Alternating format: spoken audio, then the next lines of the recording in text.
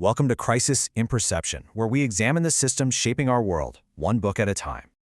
Whenever we talk about why our politics feel so broken, it always seems to land on culture wars, right? Or maybe a few bad apples in Washington.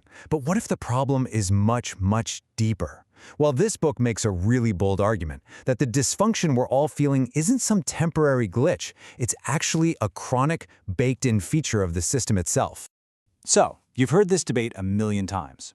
Is all this anger and division just a cultural backlash against changing values? Or is it really about something more fundamental, like economic insecurity?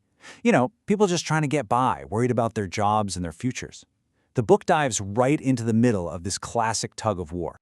And here's the kicker. The book says this whole culture versus economy thing, it's a false choice.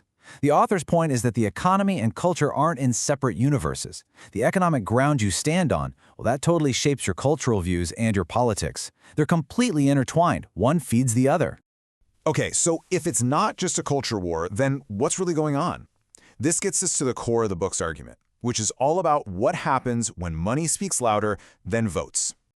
And this is the really big idea. A democracy starts to lose its legitimacy, its very reason for being, when people realize that their votes don't actually change the big economic picture. I mean, think about it. If the powerful and wealthy always get what they want no matter who you vote for, you start to wonder, what's the point?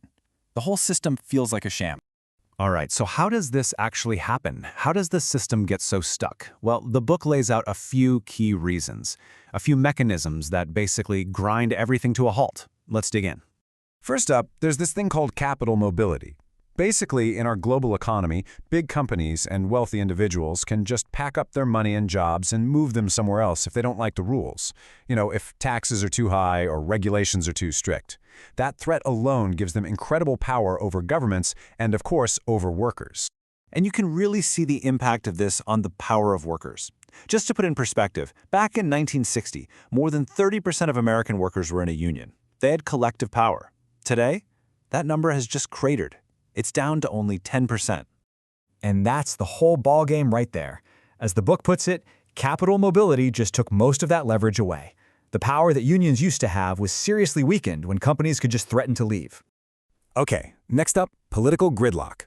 The author argues that the American system is essentially a vetocracy. That's a great word for it. It's so full of what they call veto points that it's way, way easier to stop something from happening than it is to actually get something done. So even if an idea is super popular, it often just dies on the vine, which really helps maintain the status quo. All right, and then there's the language of politics itself. The book points to this rise of what it calls professionalized discourse. It's that kind of jargon-heavy, academic way of talking that you hear from a lot of pundits and politicians.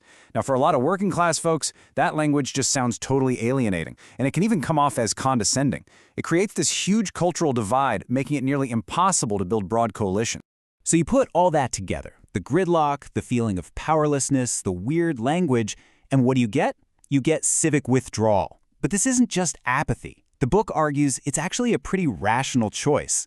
When you feel like the system just doesn't listen, you stop banging your head against a wall and you put your energy into things you can influence, your family, your community, your hobbies. It makes perfect sense. So what does all of this feel like for the average person?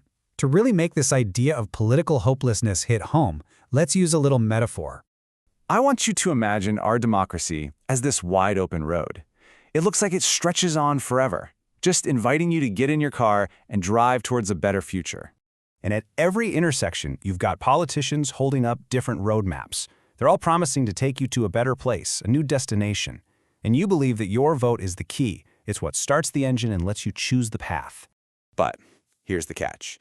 No matter which turn you take, whether you go left or right, you realize the road is built in a big circle. It's designed to always lead you right back to where you started.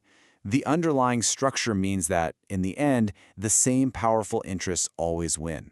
Your choice of direction? It was an illusion all along. So when you look at it that way, it totally reframes how we think about all the political despair we see out there. It's not just about people being grumpy or cynical. And it leads to a really important question, doesn't it? Is this widespread feeling that politics is broken just a personal failure? Are we, as individuals, just too apathetic or too cynical to engage? Well, the book's answer is a hard no. It argues that this feeling of despair isn't some kind of moral flaw. It's a completely rational response to a system where for so many people, the path forward is quite literally blocked. The way is shut. This has been a mini-explainer on The Chronic Crisis of American Democracy, The Way is Shut by Benjamin Studebaker. We really encourage you to read the book for yourself or maybe check it out from your local library. For the full, long-form deep dive into this book and its ideas, follow the link in the description. If you enjoy systems-level analysis like this, please subscribe and comment with books or topics you'd like us to explore next.